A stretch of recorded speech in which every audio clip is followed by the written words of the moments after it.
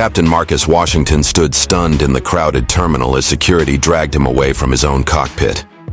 Passengers filmed while flight attendant Veronica Harding smirked, claiming he'd forged his pilot credentials.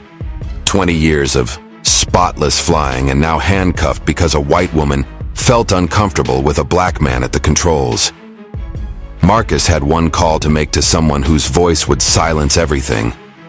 When that call connected, Veronica's smile vanished. She had no idea who Marcus really was, or that her entire career was about to crash and burn. Who was on the other end of that life-changing call? Before we begin this shocking story, let us know where you're watching from in the comments. And if you believe in justice and equal treatment for everyone regardless of race, hit that like and subscribe button to stay updated on more powerful stories that expose the truth. Captain Marcus Washington arrived at Denver International Airport 3 hours before his scheduled departure to Boston, just as he had done for the past 15 years with Sky Nation Airlines. The early March morning carried a sharp chill, but Marcus walked with the confident stride of a man who had earned his place in one of America's most exclusive fraternities. As one of only 73 black commercial airline captains in the entire country, Marcus knew his presence in the cockpit remained an anomaly, a statistical outlier in an industry still dominated by white men. At 44, Marcus carried himself with military precision, a habit ingrained during his distinguished career at the Air Force Academy and subsequent years flying combat missions over hostile territories. His spotless record included over 12,000 flight hours and numerous commendations.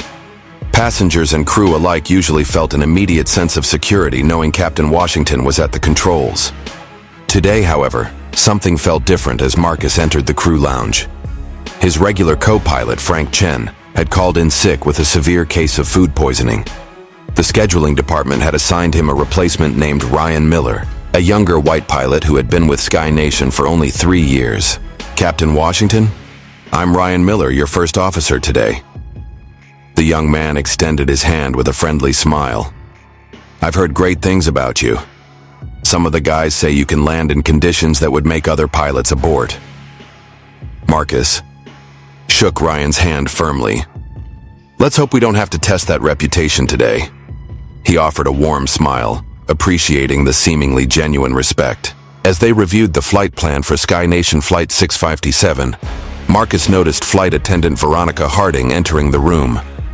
At 38, Veronica had been with the airline for over a decade, but Marcus had flown with her only twice before. Something about her demeanor had always struck him as cold, but he had attributed it to her general professionalism. During the pre-flight briefing, Marcus outlined his expectations and safety protocols as he always did. "We're looking at some potential weather across the Midwest, so I want everyone prepared for moderate turbulence about 90 minutes into the flight." Veronica immediately interrupted. "Are we sure that's the right route? I flew yesterday, and the northern corridor was completely clear." Marcus maintained his composure. "The forecast has changed since yesterday. The jet stream has shifted south." Veronica nodded but made eye contact only with Ryan, as if the information would be more accurate coming from him. Ryan seemed to notice the slight but said nothing. "Any other questions?" Marcus asked. No one spoke up, but the tension in the room had subtly shifted. Something about Veronica's body language suggested skepticism rather than the trust that should exist between captain and crew. As they prepared the aircraft for boarding, Marcus noticed other small instances of disrespect. Veronica repeatedly directed operational questions to Ryan rather than to him, despite his captain's stripes clearly indicating who was in command. When the cabin crew brought coffee to the cockpit during preparations, Ryan received his exactly as requested, black with 1 sugar. Marcus's order of coffee with cream came black instead. "Sorry, I must have forgotten how you take it," Veronica said with a smile that didn't reach her eyes. "No problem," Marcus replied professionally, though this was the 3rd time she had forgotten his preference while remembering Ryan's perfectly. While checking the systems, Marcus overheard Veronica speaking to another flight attendant just outside the cockpit door. They didn't realize how their voices carried through the partially open door. "I always get uncomfortable when they put these affirmative action hires in the captain's seat," Veronica said in a hushed tone. It's like they care more about diversity photos for their annual report than passenger safety. The other flight. Attendant's response was inaudible, but Veronica continued. I mean, I'm sure he's qualified on paper, but don't you wonder if they lowered the standards? Marcus felt the familiar weight he had carried throughout his career. The constant need to be twice as good, twice as professional, twice as perfect as his white counterparts. One mistake would not be seen as a human error, but as confirmation of incompetence, proof that he didn't belong. The weather in Denver deteriorated rapidly, causing a 90-minute delay for desing. The terminal grew crowded with frustrated passengers, and tension increased as connecting flights were missed. Marcus received several updates from dispatch, each requiring adjustments to their flight plan. As he worked through the revised calculations, his phone vibrated with a text from Harold Jenkins, his longtime mentor and the current CEO of Sky Nation. Marcus, be careful today. Hearing about trouble brewing. Watch your back. Marcus stared at the cryptic message, a sense of unease settling over him. In 20 years of flying, Harold had never sent him anything like this before. What exactly was he being warned about, and why today of all days? With the weather delay creating a backlog of departures, Marcus knew that once they were finally cleared, they would need to operate with maximum efficiency. Passenger patience was already wearing thin, and any further delays would only escalate tensions. He reviewed the new routing once more, noting that they would need to fly further south than originally planned to avoid a line of thunderstorms developing across the Midwest. The extra flight time would put some passengers dangerously close to missing even their rebooked connections in Boston. It was the kind of situation that required clear communication and solidarity among the crew. But as Marcus watched Veronica organizing the boarding papers with barely concealed contempt, each time she glanced toward the cockpit, he sensed that crew unity would be the least of his concerns on this flight. Boarding finally commenced nearly 2 hours behind schedule. Marcus stood at the cockpit door, greeting passengers with a reassuring smile as they entered the aircraft. Most returned his greeting, appreciative of seeing their captain taking a personal interest in their comfort, despite the delay. Veronica, stationed at the front galley, repeatedly undermined him in subtle ways. When an elderly couple expressed concern about the turbulence forecast, Veronica turned toward Ryan, who was checking an instrument panel just inside the cockpit. "Don't worry, our First Officer Miller is excellent in rough weather," she said, deliberately ignoring Marcus standing barely 3 feet away. "He'll make sure we avoid the worst of it." The implication was clear. The co-pilot, not the captain, would be the one ensuring their safety. Ryan looked uncomfortable, but said nothing to correct her mischaracterization. Another passenger, a businesswoman with platinum frequent flyer status, approached Marcus directly. "Captain, do you think we'll make up any time in the air? I have an important meeting in Boston." Before Marcus could answer, Veronica interjected. "Captain Washington's route today actually adds 20 minutes to our flight time, but perhaps that's more cautious given the conditions." Her tone suggested the decision was overly cautious rather than necessary, planting seeds of doubt about Marcus's judgment. The businesswoman glanced between them, picking up on the tension. "I'm sure the captain knows what he's doing," she said, though her confidence had visibly diminished. Marcus maintained his professional demeanor. "We'll do everything possible to make up time once we're at cruising altitude, ma'am. Safety remains our top priority, but I understand the importance of your schedule." As boarding continued, an older white man in first class did a double take upon seeing Marcus's captain insignia. "You're the captain?" he asked with unmistakable surprise. "Yes, sir, for 20 years now," Marcus replied evenly. The man seemed about to say something else when Veronica appeared. "Mr. Donaldson, can I get you settled with a pre-departure beverage? Captain Miller will have us on our way shortly." Marcus corrected her immediately. "I'm Captain Washington. Mr. Miller is our first officer today." "Oh, of course," Veronica said with a theatrical display of embarrassment. "I misspoke. How careless of me." But the damage was done. Mr. Donaldson was now openly staring at Marcus with suspicion, and nearby passengers had overheard the exchange. "Who's really flying this plane?" Marcus overheard the man mutter to his seatmate as he moved back toward the cockpit. During final preparations, Marcus discovered a discrepancy in the flight plan loaded into the aircraft's computer.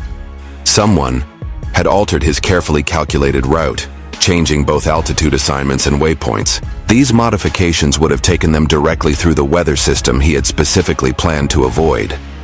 Marcus immediately checked the system logs. The changes had been made using Veronica's crew tablet login credentials just 20 minutes earlier, while he had been greeting passengers. When the last passenger was seated, Marcus pulled Veronica aside in the galley. "Ms. Harding, would you explain why you accessed and modified our flight plan without authorization?" Veronica's expression remained neutral. "I simply reviewed it, Captain. If changes were made, it must have been a system error. I was just looking out for passenger safety, making sure we weren't taking an unnecessarily long route.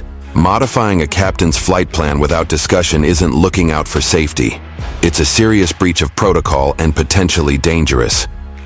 Ryan had stepped into the galley during this exchange and looked shocked. "The flight plan was altered? I didn't catch that during my system check."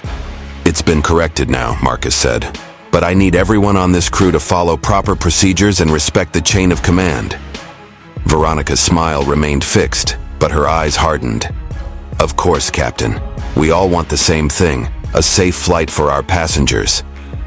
As they prepared for pushback, Marcus stepped away briefly to call Cameron Jackson, the director of operations and a trusted friend from his Air Force days. "Cam, something strange is happening on this flight. A flight attendant named Veronica Harding seems to be actively undermining my authority, even modifying my flight plan." "Veronica Harding?" Cameron's voice registered immediate concern. "Marcus, tread carefully there. Her uncle is Walter Preston on the board of directors. She's got connections you don't want to mess with." "So I'm supposed to ignore safety violations because of her family connections?" "No, but document everything. Don't give her any ammunition to use against you. There have been rumors about her having issues with certain captains in the past." "Certain captains?" Marcus immediately understood the euphemism. "Just watch yourself. Follow every procedure to the letter." Cameron paused. "And maybe review your personal records tonight, make sure everything's in order." The warning only increased Marcus's unease. Why would he need to review his records? What exactly was happening here?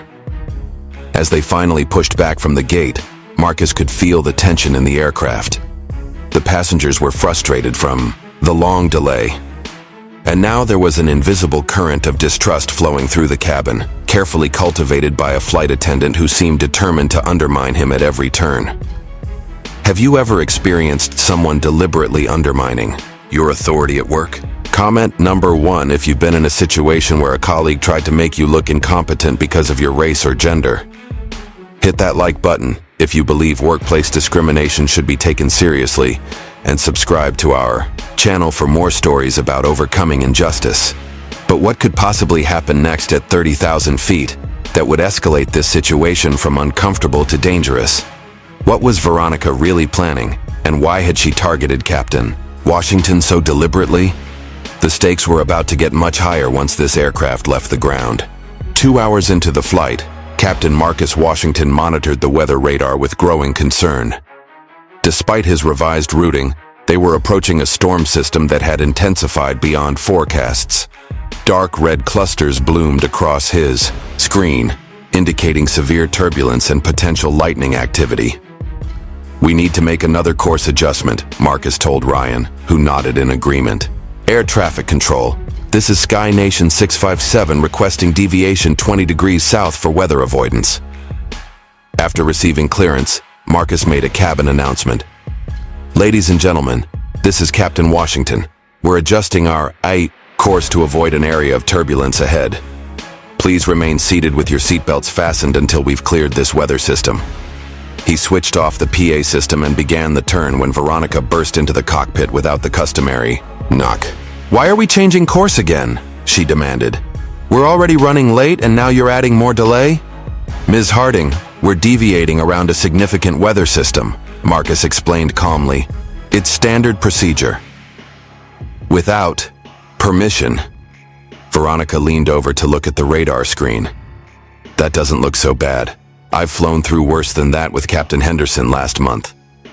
Every weather system is different, Marcus stated firmly. And I'd appreciate it if you'd follow proper cockpit entry procedures in the future. Veronica ignored his reprimand and left without closing the door completely. Marcus could hear her voice carrying into the first-class cabin.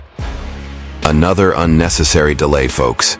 Apparently, we're taking the scenic route to Boston today. Several passengers looked up with concern, including the influential travel blogger Marcus had recognized during boarding.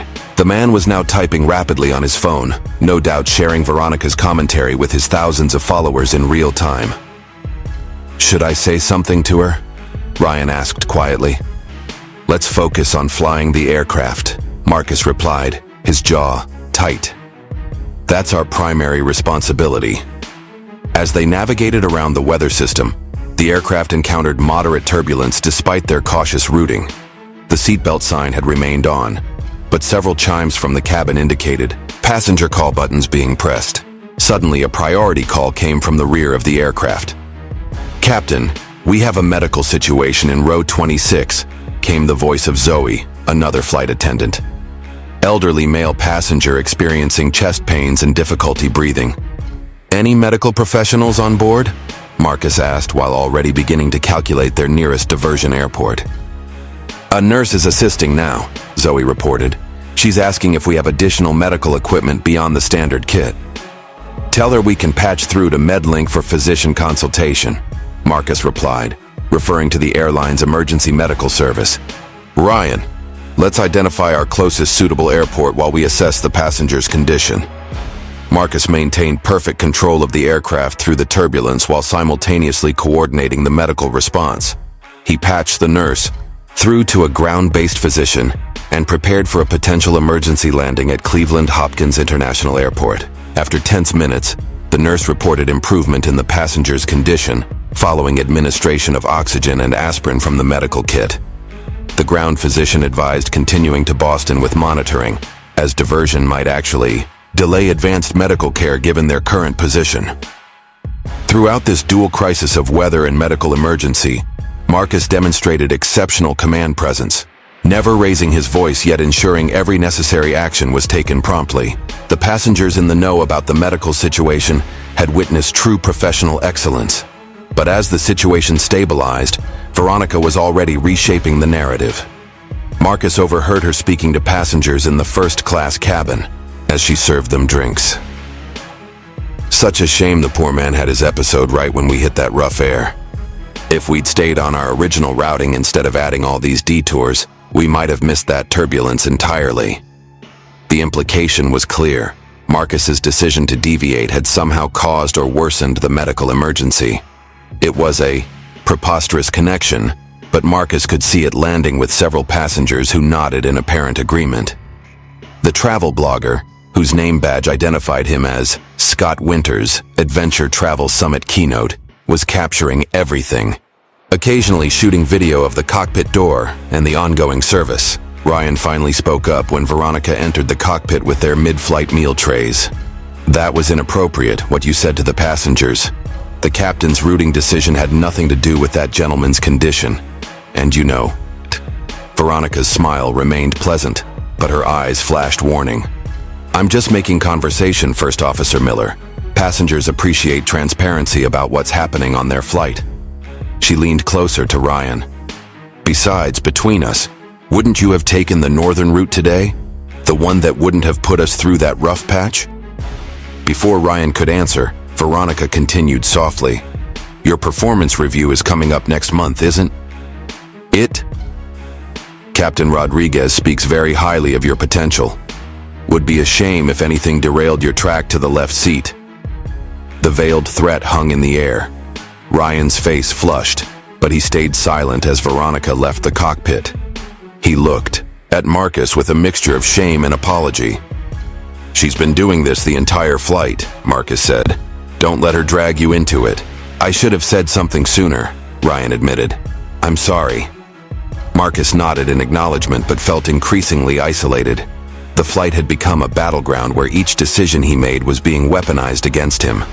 Even when he had potentially saved a man's life while skillfully navigating dangerous weather, The narrative was being twisted to paint him as incompetent or even dangerous. As they finally cleared the weather system and the flight smoothed out, Marcus checked his phone during a brief authorized break and found another cryptic text message.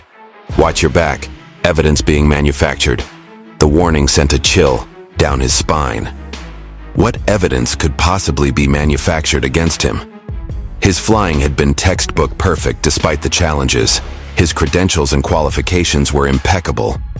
Yet something told him this flight was merely the opening move in a game someone intended for him to lose. As SkyNation Flight 657 began its descent into Boston Logan International Airport, Captain Marcus Washington completed his pre-landing checks with meticulous precision. Despite the turbulent flight, both literally and figuratively, the approach was textbook perfect, with clear skies and minimal crosswind. "Boston approach, SkyNation 657 descending through 10,000 feet for runway 22L, Marcus radioed, his voice calm and professional.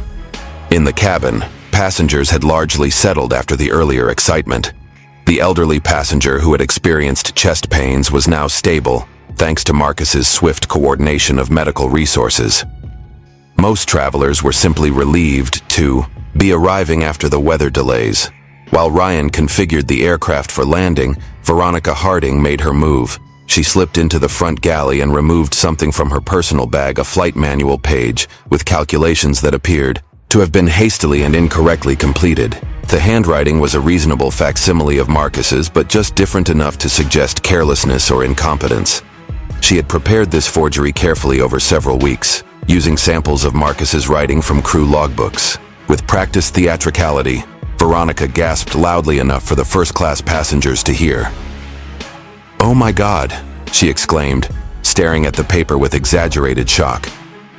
"Is everything all right?" asked the businesswoman from earlier, now concerned by the flight attendant's apparent distress. Veronica lowered her voice to a dramatic stage whisper. "I've just discovered something concerning, very concerning. I shouldn't say more right now, but..." She glanced meaningfully toward the cockpit. The implication hung in the air like a toxic cloud. Several passengers exchanged worried glances as Veronica hurried to the rear galley, ostensibly to make a phone call. In reality, she was contacting her uncle, board member Walter Preston, as well as ground operations at Logan, to report a serious safety concern regarding Captain Washington. By the time Marcus executed a perfect touchdown, on runway 22L, the trap was already set. As the aircraft taxied to the gate, Marcus noticed unusual activity on the ramp. 3 ground security vehicles were positioned near their arrival gate, along with what appeared to be several airline management personnel. "SkyNation 657 proceed. To gate C-17, security personnel will meet your aircraft," came the unusual instruction from ground control. "Any reason for the security presence?" Marcus asked, immediate concern in his voice. "Not provided to us, Captain. Just follow standard taxi procedures." As they pulled into the gate, Marcus saw additional uniformed personnel waiting in the jet bridge. Something was very wrong. When the engines were shut down and passengers prepared to deplane, the cabin door opened to reveal 2 airport security officers and SkyNation's Boston station manager. "Captain Washington," the station manager called out stiffly, "please step out here immediately." Marcus emerged from the cockpit maintaining his professional demeanor, despite the knot forming in his stomach. Before he could speak, Veronica stepped forward dramatically. "That's him," she declared loudly, ensuring passengers could hear. "I've discovered evidence that Captain Washington falsified his route calculations, and possibly his credentials. I believe he endangered this entire flight and everyone on it." The accusation, made publicly in front of deplaning passengers, sent a shockwave through the cabin. Phones immediately came out, recording the unfolding scene. Marcus stood stunned as security officers approached him. "Ms. Harding has provided documentation that raises serious concerns," the station manager stated. "We need you to come with us immediately for questioning." "What documentation?" Marcus demanded. "I've done nothing improper whatsoever." Veronica held up the forged flight calculation sheet. "This routing would have taken us directly through the storm center we barely avoided. And when I checked the signature against the company records, it doesn't fully match your credential verification forms." It was an absurd accusation. The route they had actually flown was entirely appropriate and executed perfectly. But Veronica had created just enough doubt, with just enough evidence, to force an investigation. "This is ridiculous," Marcus stated firmly. "I've been a captain with this airline for 15 years with an impeccable record." Passengers were now openly filming the confrontation, including Scott Winters, the travel blogger, whose livestream was already gathering thousands of viewers. Ryan stepped forward from the cockpit. "There's been a mistake. Captain Washington's performance was exemplary throughout this flight. I was right there the entire time." But his voice was drowned out by the growing commotion as more passengers crowded the aisle, alternately expressing concern or outrage based on the limited information they had. "Sir, please come with us now," one security officer insisted, moving toward Marcus with a hand near his restraints. "We can discuss this in private." "Am I being detained?" Marcus asked, acutely aware of how this scene would appear on social media within minutes. A black man in a position of authority being publicly challenged and removed. "Just come with us, sir," the officer repeated, now grasping Marcus's arm. The other officer moved to take Marcus's pilot credentials and identification. "We'll need to verify these." As Marcus was escorted through the terminal with security flanking him, passengers continued filming. Veronica followed at a distance, her face a mask of concern that barely concealed her satisfaction. Her phone buzzed with a text from her uncle. "Well done. This ends today." Marcus maintained his composure. Despite the public humiliation, 20 years of navigating systemic racism had taught him that displaying any emotion, especially justified anger, would only be used against him. So he walked tall and straight, even as whispers of fake pilot and security threat rippled through the terminal. Behind him, Ryan was attempting to explain to the station manager that something was very wrong with the accusation, but he was being systematically ignored. The decision had already been made. Captain Marcus Washington was guilty, until proven innocent, and perhaps not even then. As they approached the security office, Marcus caught a glimpse of a television in an airport bar. Breaking news ticker. Airline captain removed from flight after safety concerns. His face was already on the screen, his reputation being destroyed, in real time, based on nothing but a flight attendant's fabricated claim. How could one phone call possibly fix this now? And who could have enough power to counter the systematic dismantling of a distinguished career built over decades of excellence? The answers would soon shock everyone involved in this rapidly escalating situation. Marcus Washington sat alone in a small, windowless room within the airport security complex.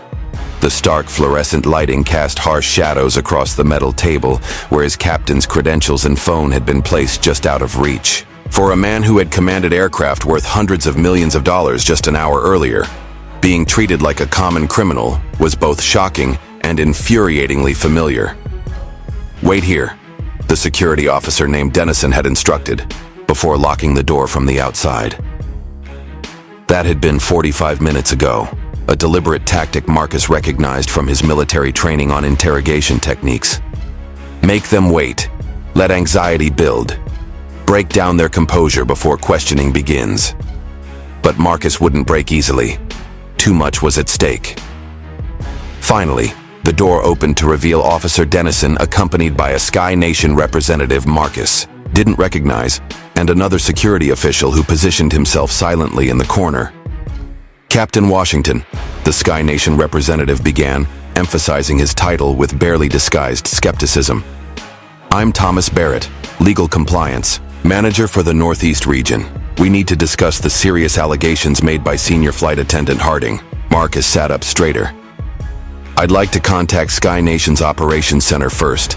This entire situation is based on fabricated evidence." Barrett exchanged glances with Officer Dennison. "That won't be possible right now. Ms. Harding has provided documentation suggesting irregularities with your flight calculations and possibly your credentials." "May I see this so-called evidence?" Marcus asked. Barrett placed a document on the table, the flight planning sheet Veronica had produced. "Ms. Harding discovered this in the cockpit. The routing calculations would have taken Flight 657 directly, through severe weather, potentially endangering everyone aboard. And the signature." He paused dramatically. doesn't fully match your credential verification forms. Marcus examined the paper without touching it. This isn't my handwriting, and it certainly isn't the flight plan we filed or flew today. This is a forgery. Officer Dennison scoffed audibly. Everyone says that when confronted with evidence. Marcus looked more carefully at Dennison, a sense of recognition forming. Have we met before, officer? A flicker of something crossed Dennison's face. I process hundreds of people weekly. But Marcus remembered now. 3 years earlier, he had filed a complaint against a security officer who had pulled him out of the crew line for additional screening, despite his clearly visible captain's uniform and credentials. That officer had been Dennison, who had made Marcus miss his departure slot while subjecting him to questions no white captain had ever been asked. Ms. Harding has given an extensive statement, Barrett continued. She describes multiple instances during today's flight where your decisions raised safety concerns. She also noted discrepancies in how you identified yourself to passengers versus your documentation. That's patently false, Marcus stated firmly. First Officer Miller was in the cockpit with me throughout the flight. He can confirm that every decision I made was correct and appropriate, including our weather deviation that likely prevented injuries. We'll speak with First Officer Miller separately, Barrett replied dismissively. Ms. Harding is a highly respected senior crew member with an unblemished record. And I'm a captain with 20 years of exemplary service, Marcus countered. Why would her word automatically outweigh mine? The question hung in the air, its implicit accusation of bias making Barrett shift uncomfortably. Officer Dennison, however, seemed unfazed. Let's discuss your credentials, Dennison interjected, picking up Marcus's pilot license and FAA medical certificate. Ms. Harding suggests there may be irregularities. My credentials are completely in order, Marcus stated, as they have been for my entire career. We'll need to verify that, Barrett said. In the meantime, you'll remain here while we conduct our investigation. Sky Nation takes safety allegations extremely seriously. I want to contact a lawyer, Marcus stated firmly. Dennison's eyebrows raised. A lawyer? If there's nothing to hide, why would you need an attorney? Because my rights are being violated based on false accusations, Marcus replied evenly. And I know exactly how situations like this can be manipulated. Requesting legal representation. Doesn't look good, Captain, Barrett said, his tone suggesting Marcus had just confirmed his guilt. It suggests consciousness of wrongdoing. It suggests I understand my rights, Marcus corrected. And I'm exercising them. Barrett exchanged another look with Dennison. Very well. But know that Sky Nation is already initiating preliminary suspension procedures pending investigation. Your decision to lawyer up will be noted in the report. As if on cue, the door opened again, and a harried-looking man in a Sky Nation management uniform entered. I'm Daniel Whitaker, Boston Station Manager. Is everything under control here? The subtext was clear. Was the black pilot causing problems? Mr. Washington is being cooperative, Barrett answered, deliberately dropping Marcus's title. But he's requesting an attorney before answering further questions. Whitaker frowned. That complicates things. Our PR team is already fielding calls. The incident is trending on social media. Incident? Marcus asked. You mean the false accusation and public humiliation of a senior captain based on fabricated evidence? Whitaker barely glanced at Marcus. We need to issue a statement immediately. The safety of our passengers is our top priority, and we take all security concerns seriously, etc. The discussion continued as if Marcus weren't present, with Whitaker clearly more concerned about the airline's public image than the destruction of a captain's reputation and career. What about First Officer Miller? Marcus asked, interrupting. Their PR planning. He witnessed everything on that flight. He's being debriefed separately, Whitaker replied vaguely. What he didn't say was that Ryan Miller was being subjected to intense pressure in another room, with veiled threats about his career trajectory if he didn't corroborate at least some aspects of Veronica's story. Young pilots with families and mortgages were particularly vulnerable to such tactics. Captain Washington, Whitaker finally addressed him directly. Given the serious nature of these allegations, You're being placed on immediate administrative suspension pending full investigation. You'll need to surrender your company ID and secure credentials now." "On what grounds?" Marcus demanded. "You haven't even completed a basic investigation." "It's standard procedure when safety allegations are made," Barrett interjected smoothly. "Nothing personal, but it was personal. Deeply, intentionally personal." Marcus recognized the pattern that had played out countless times throughout his career, and the careers of other black professionals who dared to succeed in spaces traditionally reserved for white men. As the suspension paperwork was placed before him, Marcus made a critical decision. He would sign nothing and say nothing further without representation, but he would request one phone call not to family or even to a lawyer, but to someone whose voice could cut through this entire charade. "Before I consider signing anything, I'm entitled to a phone call," Marcus stated firmly.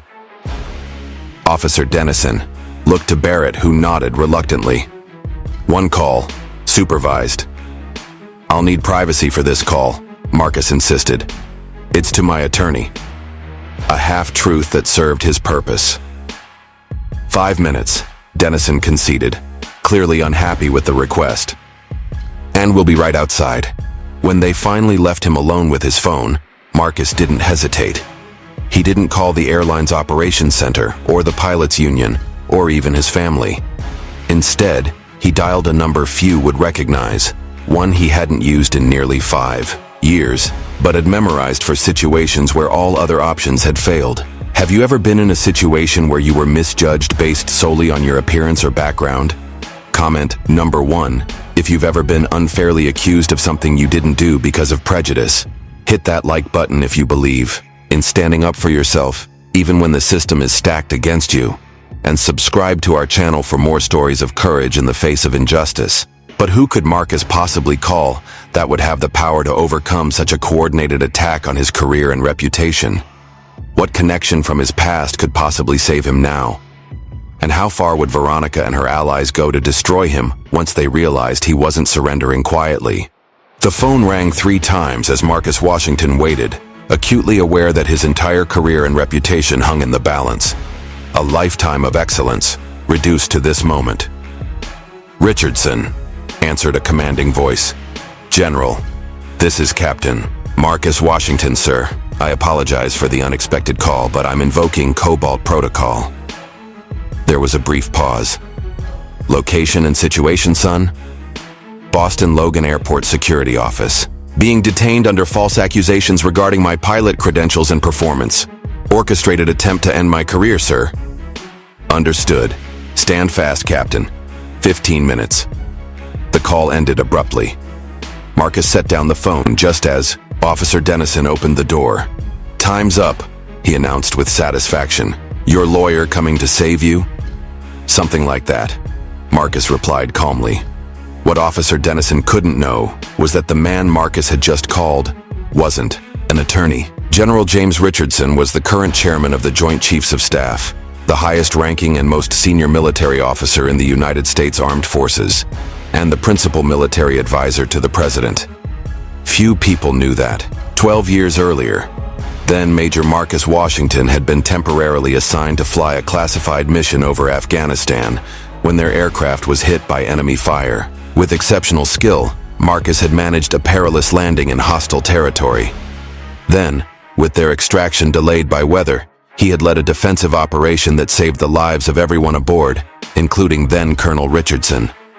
The said mission remained classified, but the bond forged between the two men was unbreakable. The Cobalt Protocol was their private arrangement for an emergency where one needed the other's help without bureaucratic delays. In all these years, Marcus had never invoked it until today. Exactly 14 minutes after the call, Barrett's phone rang. The change in his expression as he listened to the caller told Marcus everything he needed to know. "Yes, sir." "Yes." "He's here." "No, sir, I wasn't aware of his background." "Yes, sir, immediately." Barrett ended the call looking pale. "That was the FAA regional administrator. They're sending representatives immediately and..." He swallowed hard. The chairman of the Joint Chiefs of Staff's office also called them directly about this matter. Dennison looked stunned. "The Joint Chiefs? What the hell is going on?" I have no idea, Barrett admitted, his earlier confidence evaporating. But we've been instructed to return Captain Washington's credentials immediately and treat this as a top priority national security matter. Within minutes, the atmosphere in the detention room transformed completely. Marcus's belongings were returned with awkward apologies. Whitaker, the station manager, reappeared with a completely different demeanor. Captain Washington, there appears to have been a serious misunderstanding. We deeply regret any inconvenience.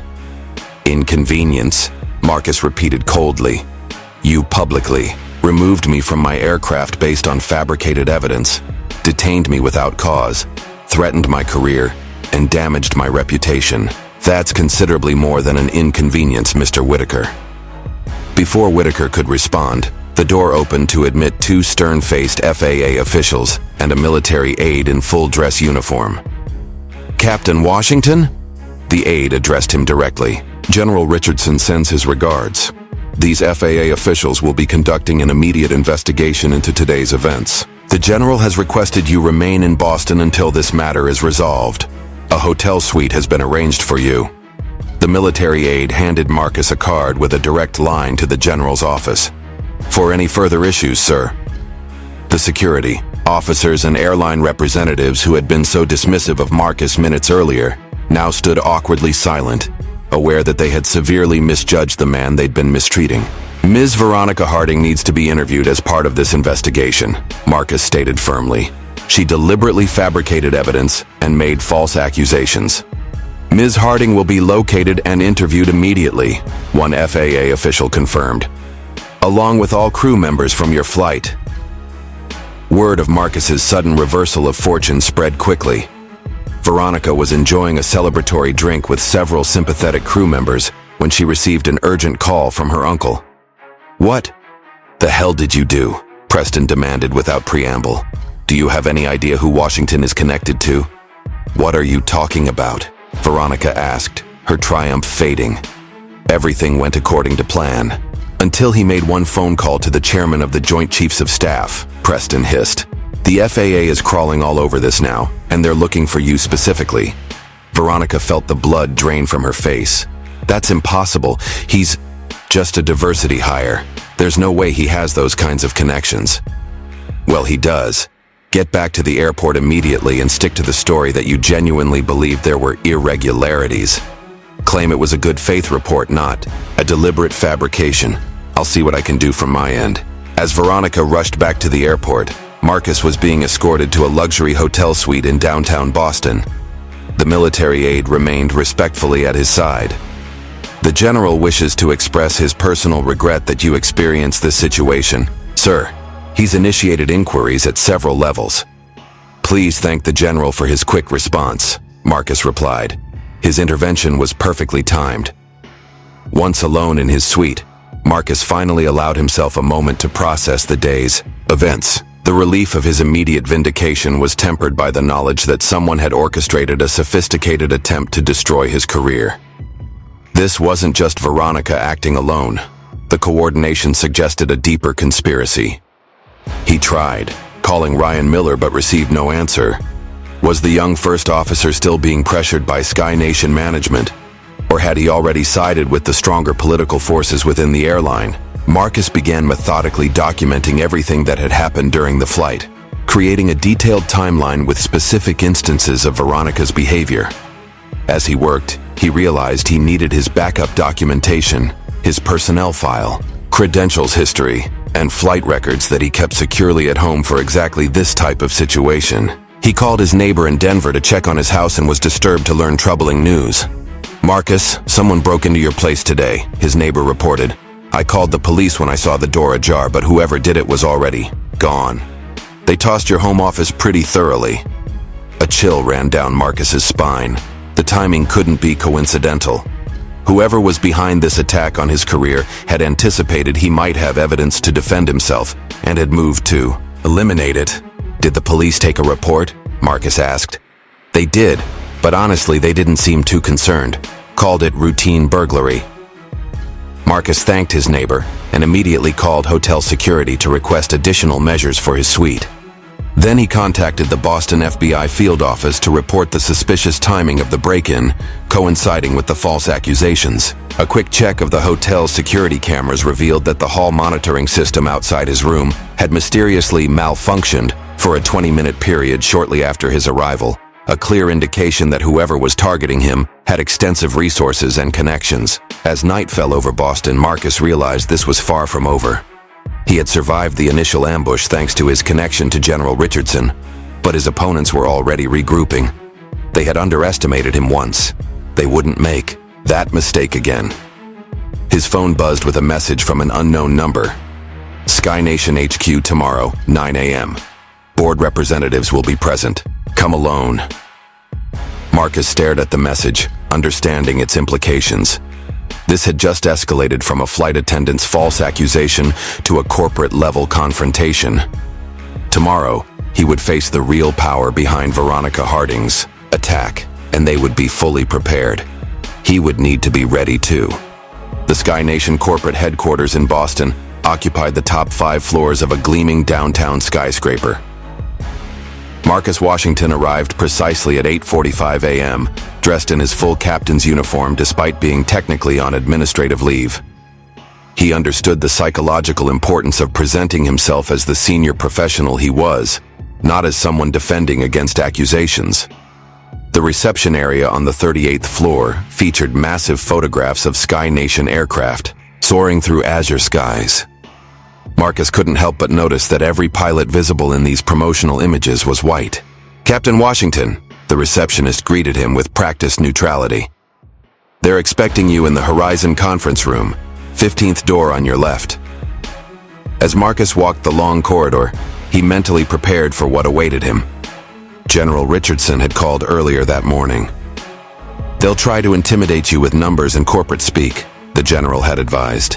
"Stay focused on the facts. We've got people looking into both Harding and her uncle. There's definitely something there." The Horizon conference room turned out to be an impressive space with floor-to-ceiling windows offering panoramic views of Boston Harbor. More telling than the view, however, was the composition of people waiting inside. 8 executives, all white, all male, all wearing nearly identical dark suits, sat along one side of a massive mahogany table. Their physical arrangement made clear this was not a discussion among equals but something closer to a tribunal. "Captain Washington, thank you for joining us," began the man at the center, whom Marcus recognized as Calvin Foster, Sky Nation's chief operating officer. "Please have a seat." Marcus took the single chair positioned opposite the row of executives, noting the deliberate power dynamic this created. "I understand there was some confusion yesterday regarding Flight 657, Foster continued with corporate understatement. "We're here to clarify the situation." "Is confusion how you characterize the fabrication of evidence against a senior captain and his public removal from an aircraft based on false accusations?" Marcus asked calmly. Foster's smile tightened. "We're still gathering facts, Captain. Ms. Harding has provided her perspective on the events, which raised legitimate safety concerns that required immediate action. And has First Officer Miller provided his perspective?" Marcus inquired. He was in the cockpit throughout the flight and witnessed Ms. Harding's behavior firsthand. A brief exchange of glances among the executives told Marcus that Ryan had indeed given testimony, and it likely hadn't aligned with Veronica's version. "We've spoken with First Officer Miller," another executive confirmed without elaborating. "We're considering all available information, including the fact that Ms. Harding deliberately forged flight documentation to support her false claims," Marcus pressed. "That's a serious accusation, Captain," Foster replied. "Ms. Harding is a valued employee with 12 years of exemplary service. And I'm a captain with 20 years of exemplary service, numerous commendations, and an unblemished safety record," Marcus countered. Yet her word was immediately accepted over mine. I wonder why that might be. The unspoken question hung in the air. No one seemed eager to address the obvious racial component of the situation. A large screen at the end of the conference room flickered to life, revealing the face of Walter Preston, Sky Nation board member and Veronica Harding's uncle, joining remotely. "Gentlemen, I apologize for not being there in person," Preston began without acknowledging Marcus directly. I've reviewed the preliminary reports regarding yesterday's incident. Preston was in his 60s, with silver hair and the confident demeanor of someone accustomed to wielding power without challenge. While I appreciate Captain Washington's service, this situation raises concerns that cannot be ignored. Perhaps an administrative leave would be appropriate while we conduct a thorough review. Administrative leave based on what evidence, Mr. Preston? Marcus asked directly. The forged document Ms. Harding produced has already been proven fraudulent by FAA investigators. Preston's expression hardened. There are broader concerns about judgment and compatibility with Sky Nation's operational culture, Captain. This isn't solely about yesterday's flight. Please elaborate on these broader concerns, Marcus requested, maintaining his professional tone while internally noting the coded language often used to push out minority employees. Instead of answering directly, Preston changed tactics. Your military record is certainly impressive, Captain Washington, though one has to wonder if the same accommodations made for diversity initiatives in the armed forces might have influenced your rapid advancement there.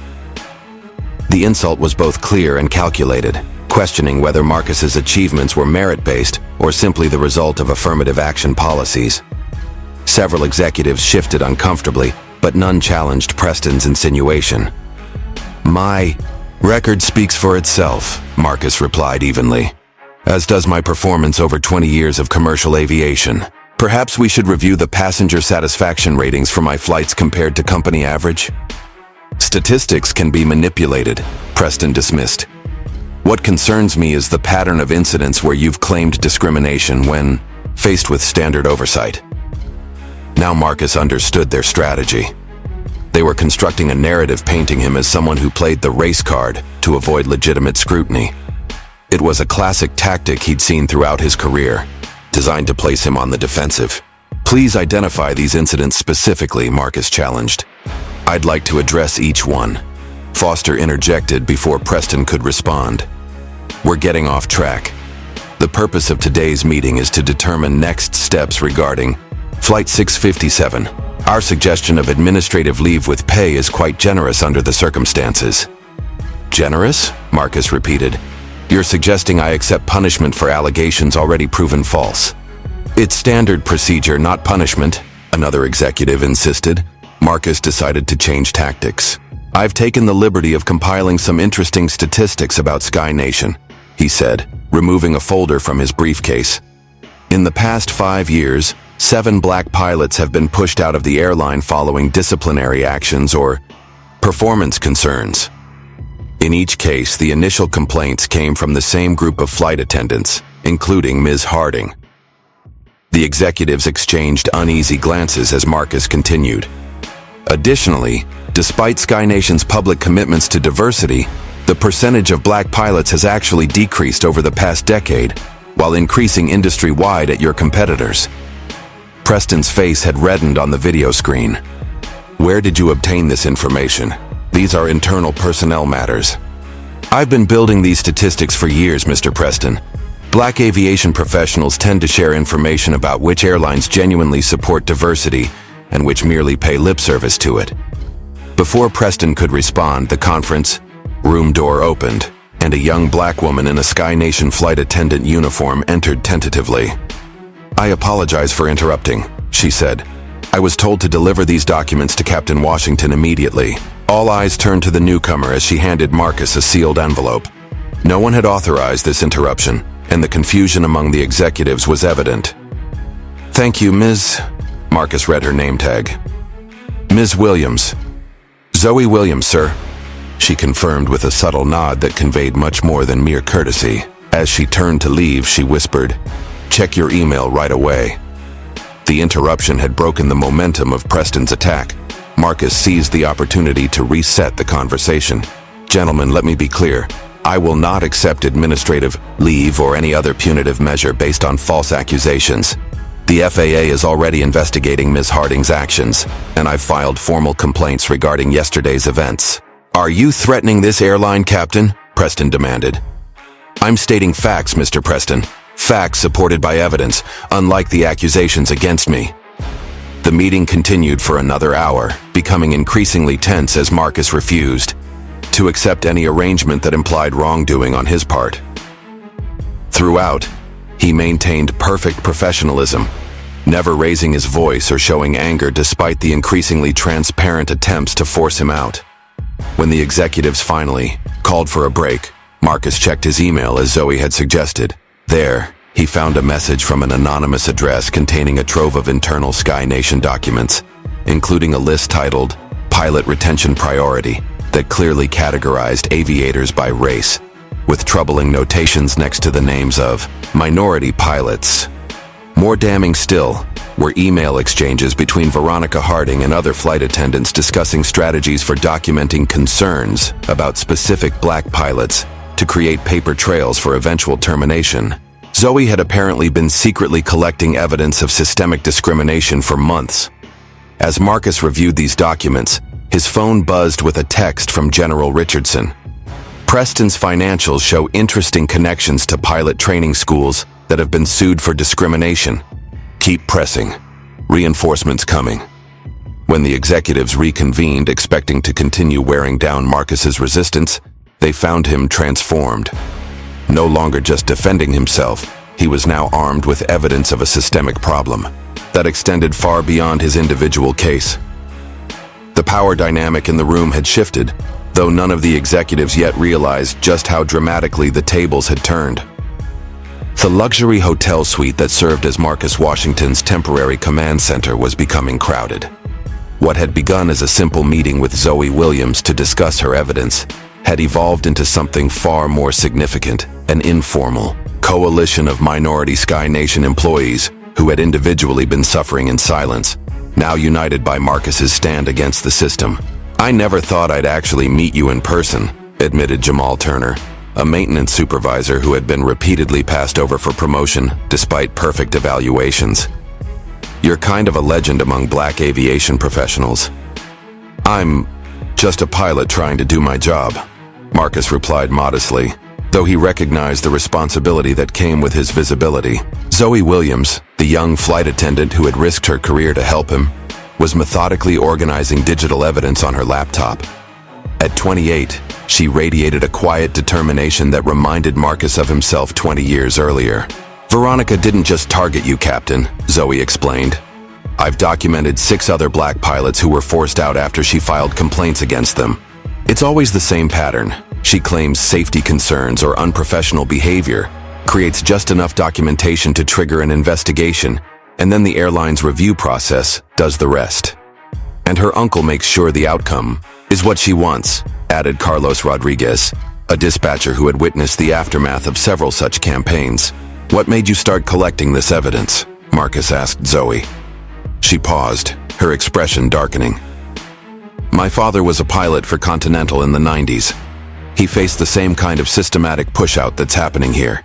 He fought it alone, and lost everything: job, reputation, eventually even his health. I promised myself I'd never stand by and watch it happen to someone else." A knock at the door interrupted them. Marcus checked the security peephole, surprised to see Ryan Miller, his first officer from Flight 657, standing nervously in the hallway. When Marcus admitted him, Ryan looked relieved but anxious. "I'm sorry I didn't reach out sooner," he began. "Immediately. They kept me in debriefings for hours trying to get me to corroborate Veronica's story." "Did you?" Marcus asked directly. Ryan shook his head emphatically. "No, sir. I told them exactly what happened. Your flying was exemplary, your decisions were correct, and Veronica was actively undermining you throughout the flight. But," he hesitated, "I don't think they were writing down everything I said." "They weren't," Zoe confirmed. "I have access to the interview transcripts. Your statements were heavily edited before being added to the official record." Ryan looked shocked, then angry. "They can't do that." "They've been doing it for years," Carlos responded. "This isn't new, it's just never been documented before." Marcus studied Ryan thoughtfully. "You're taking a risk by being here." "Why?" Ryan straightened his posture. "Because what happened was wrong, sir. I was raised to stand up for what's right, but on that flight I froze. I let Veronica bulldoze you because I was afraid for my own career. I won't make that mistake again." Marcus nodded appreciatively. Allyship from white colleagues was rare and valuable in these situations. Thank you, Ryan. Your testimony could be crucial. As the evening progressed, more Sky Nation employees arrived, some in person, others joining virtually. They shared stories, compared notes, and began building a comprehensive picture of a troubling pattern throughout the airline. It's not just Veronica, explained Layla Patel, a veteran gate agent. She's part of an informal group that calls themselves Traditional Aviation Values.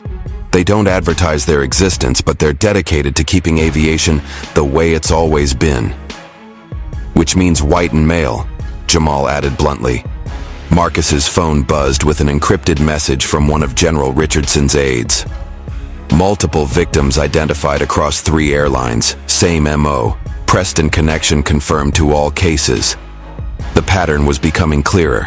This was larger than one flight attendant's prejudice, or even one airline's culture. Walter Preston appeared to be at the center of a coordinated effort spanning multiple carriers. As they continued mapping connections, Carlos received an alert on his phone. "Captain, you need to see this," he said urgently, pulling up a tabloid website. The headline made Marcus's stomach tighten. Disgraced pilot's military record questioned. Sources reveal incidents omitted from official files. The article contained fabricated stories about Marcus's military service, including allegations of reprimands that had never occurred. Most disturbing was the inclusion of details that could only have come from someone with access to military personnel systems. "They're escalating," Marcus observed grimly. "This isn't just about pushing me out of Sky Nation anymore, they're trying to destroy my entire reputation." Even as they processed this development, Zoe received a text from a neighbor. "Captain, they've vandalized your home in Denver. Racial slurs spray-painted on your garage door." The room fell silent. The attack had moved beyond professional to deeply personal. Ryan broke the silence.